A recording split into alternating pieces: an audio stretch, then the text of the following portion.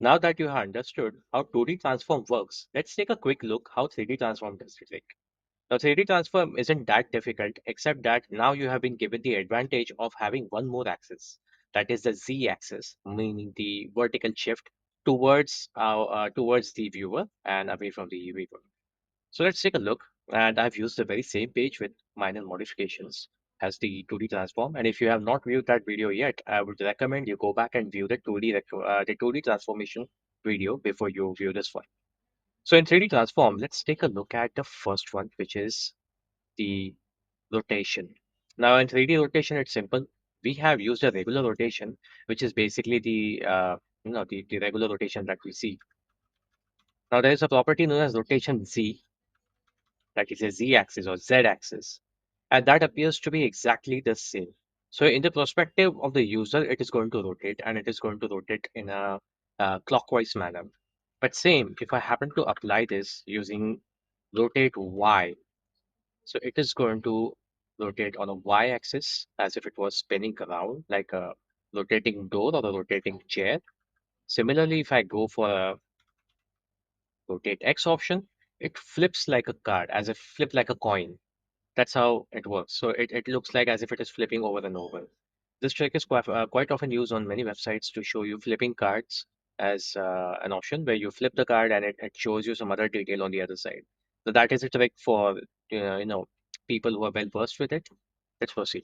Now, what say if you wanted to apply all three angles together? You could also do that in one statement, having these rotate y, x, and z separated by a space in between, and you can have all three applied at the same time. You can also just choose to have two of these. So let's say I don't want to have z, that is normal rotation. I can simply have the X and Y. And what happens is it kind of appears to be flipping at the same time in vertical and horizontal position. So it appears to have tilted in its own way on certain axes. Now, these tilts and angles have to be calculated slightly a bit mathematically. Or if you're good at art, you can do it pretty well. There are many design software which allow you to create these animations. You can look them up. Google had produced one such tool before, but I would recommend you learn to use this by yourself. By doing simple math, you can do it very easily. The next one is, let's look at the other divs which we created in here. Number one would be the box which was moving. Okay. Now in the moving box, what we had was we had given a transformation which was a simple translation. And I've replaced the translation with Translate 3D. What Translate 3D does is it allows you to translate it on the Z axis. Now you can also translate it as Translate Y and Translate X to even move it vertical or horizontal. Or you can choose to have it to move in the Z axis. Now the Z axis is an angle which is towards you or away from you. Now, this doesn't appear well because it appears to be of same size, and when you're talking about the z-axis, if something moves towards you, it appears larger as such. Now, that physical property is not applied in here, but there is a definitely simple way of visualizing it or making it visually possible. You could also apply the grow property, okay, which we had applied before to this box. That is the bottom box. Let's check out the bottom box property where we had used a simple scale property. Now, how about I use the scale property right here in my hover, where I also scale it about, let's say, 3 times. So when I click on it, it also appears to be scaling and it also moves above the angle. But this still may not make sense to you. So I'm going to undo this and I'm going to show you how this can be analyzed inside your browser. Now, when I'm moving this across, what happens is it is just moving in Z, X, and Y axis. But to observe it on Z axis, I'm going to go to inspect. On inspect, I'm going to first of all select that particular element, which in this case is inside this container, which is the box with a plus move X set to it. Next, I'm going to go to the properties over here, and I'm by clicking on the of pseudo element, pseudo class, and then click on hover. So it simulates the browser to keep this element in constant hover state. So once I do that, I'm going to extend this, or I can simply choose to pop out my DevTools window. Let's do that. Let's pop out my DevTools window. And I have my DevTools window here. I can simply go to the 3D view and expand it. And as you can see, the 3D view This red box appears to have lifted upwards. There's a slight gap which has been created between it and the green plane in the backside.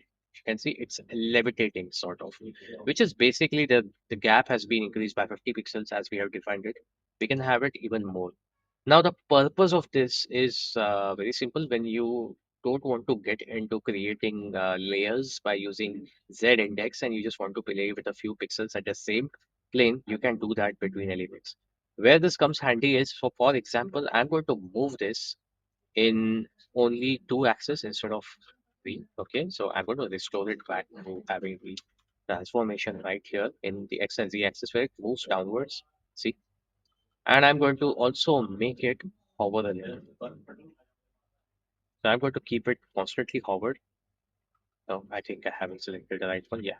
Let's let the constant hover menu over here for my move X div. And it appears to have moved downwards and it is appearing to be above the element below. Now let's see what more can be done.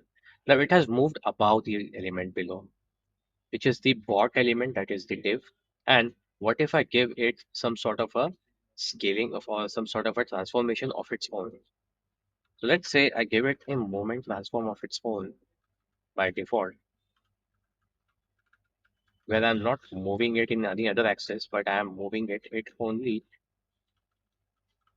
in the z axis.